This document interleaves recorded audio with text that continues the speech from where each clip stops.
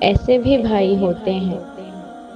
ایک لڑکی کہتی ہے، میں گھر کی صفائی میں مصروف تھی کہ اسی دوران میرے بھائی کا فون آیا کہ میں بیوی بچوں سمیت تمہاری ملاقات کے لیے آ رہا ہوں۔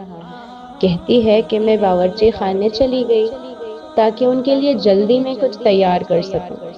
پھر گھر میں صرف 2-3 آم ہی پڑے تھے، جلدی میں 2 گلاس جوس تیار کر لیے۔ جب وہ آئے تو بھائی کے ساتھ ان کی ساس بھی تھی، جو کہ اس سے پہلے کبھی بھی نہیں آئی تھی۔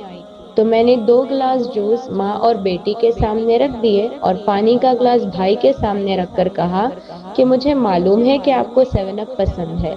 بھائی نے جیسے ہی گلاس منہ سے لگایا تو سمجھ گئے کہ یہ تو پانی ہے۔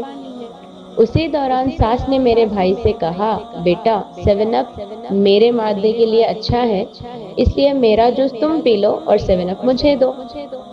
یہاں پر میرے اوزان خطا ہوئے، سخت شرمندگی ہوئی کہ میری چالاکی رسوا ہو جائے گی۔ پھر اللہ میرے بھائی کو سلامت رکھے، بھائی نے اپنے ساس سے کہا، اس گلاس سے تو میں نے کافی 7 اپ پی لیا ہے، آپ کے لیے میں فریج سے بوتل لاتا ہوں۔ انہوں نے گلاس لیا اور جلدی سے باہر نکلے۔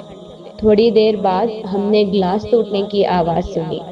بھائی واپس آئے، ساس سے کہا کہ 7 اپ کی بوتل تو مجھ سے گر کر ٹوٹ گئی، میں جلدی سے آپ کے لیے دکان سے ایک بوتل لے آتا ہوں۔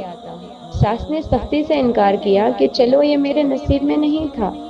جب وہ رخصت ہونے لگے تو بھائی پیچھے رہے، خدا حافظ کہا، مسافے کے لیے ہاتھ بڑھایا اور اسی دوران میرے ہاتھ میں پیسے بھی تھما دیے اور مسکرا کر بولے، میری پیاری بہن، کچن میں گرے ہوئے 7 اپ کی جگہ کو دھو ڈالنا۔